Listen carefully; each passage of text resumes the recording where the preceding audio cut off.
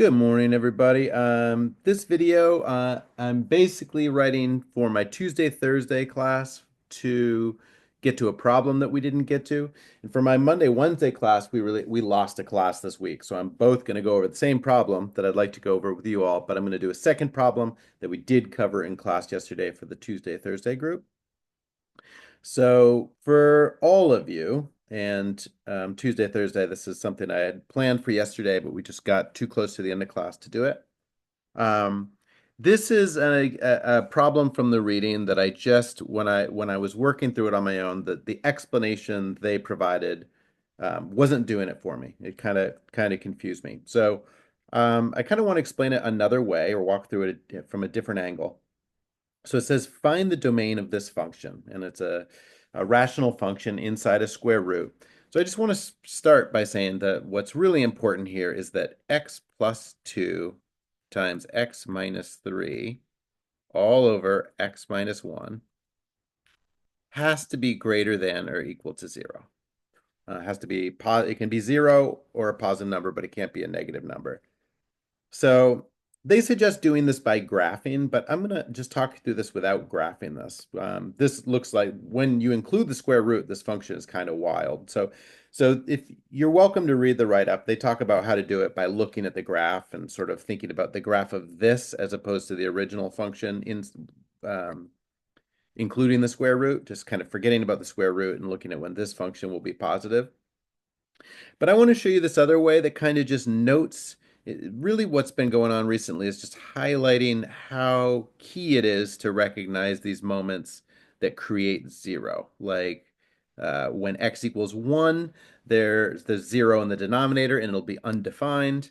If x equals -2, then there's a 0. The numerator will work out to be 0. Same thing for when x equals 3.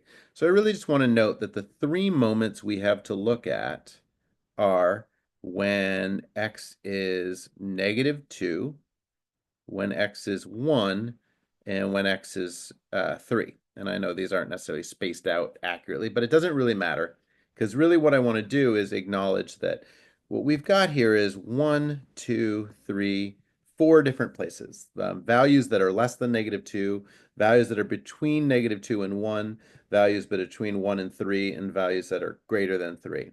So what I suggest for this is just testing, well, when is this all going to be uh, positive and when's going to be negative? So we know that it's undefined right here. So we know it can't be 1.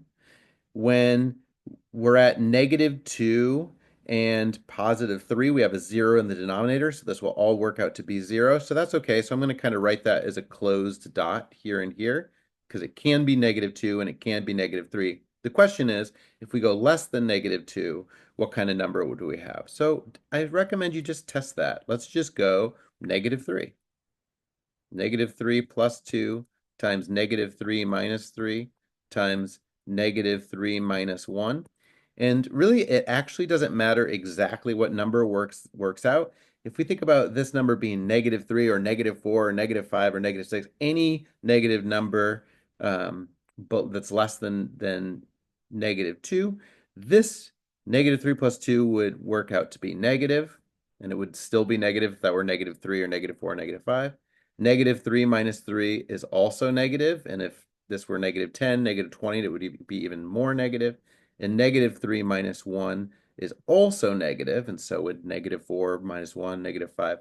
If x were less than -2, we'd have a negative times a negative divided by a negative.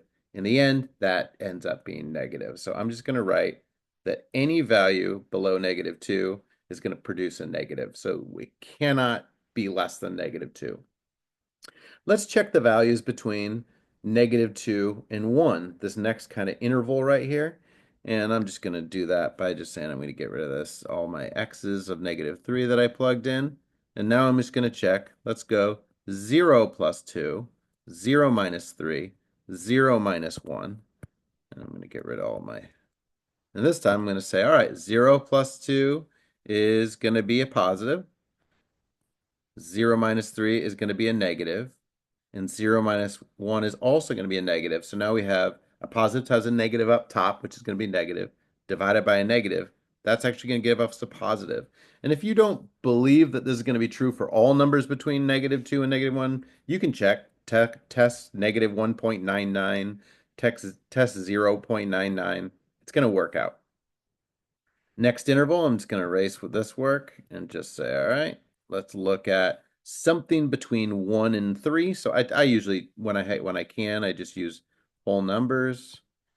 2 is a number between 2 and 3, and this is going to give us 2 and 2 is 4, which is positive, 2 minus 3, which is negative, 2 minus 1, which is positive. This time we have a positive times a negative, which is a negative, divided by a positive. We're going to have negative values between 1 and 3.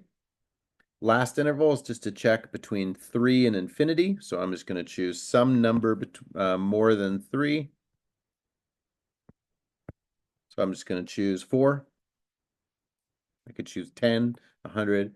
4 plus 2 is a positive number. So would a bigger number than 4 would also be positive. 4 minus 3 is also positive. 4 minus 1 is also positive. And if you can imagine 4 getting bigger, this is just going to be larger positive numbers. So this is all going to work out to be positive. This is often the case that you see this flipping negative to positive to negative to positive. So I'm just going to scroll down here a little bit. This is really showing what can be. It can't be less than -2, but it can be -2. So that's going to be the lowest number this could possibly be would be -2. And it can go as high as 1 in this interval, but it can't be 1 because that creates a 0 in the denominator up here. Remember that 1 minus 1 would do that. And it can't be this next section, but it can be. So basically what it can be is this can exist and this can exist. Everything else is not going to work. So, and then I'm also going to include 3 to infinity. And that's going to be the answer to that question. Again, that was the example. They have a different write-up. I just think, for me, I made a lot more sense of it doing it this way. So Tuesday, Thursday class, if you were in class yesterday, the next problem I'm going to do, we did yesterday, so feel free to tune out. For my Monday, Wednesday class, I suggest you watch this. It will not be too long. So the one thing in 3-8, besides that, I expect you to struggle with a little bit is finding the inverse. And I'm not going to get into this stuff. I think that would be too long an explanation to get. And I think probably the reading does a decent job of explaining this. I just anticipate from having taught this that where the mistakes are going to be is going to be if they say find the inverse of this function. So reminder that a first good move is to call that x equals y minus 1 over 3y plus 4. Basically, wherever, if you called this y equals, we'd put an x equals instead, and anywhere you see an x, put a y. And so technically, we've already created an inverse just by writing that. That is the inverse function. But really what we want to rewrite this as is y equals. And you could plug it into a graphic calculator, and it just puts us into the output equals language that we're really, really used to. So I'm going to show you this process. So I am a person who, if I see a denominator, the first thing I just think is if I just multiply by that exact denominator, it has this effect, which is quite nice. But I've got to do the other side too. And I actually am going to multiply this through. So I'm going to multiply that x through, and I'm going to get 3xy plus 4x equals y minus 1.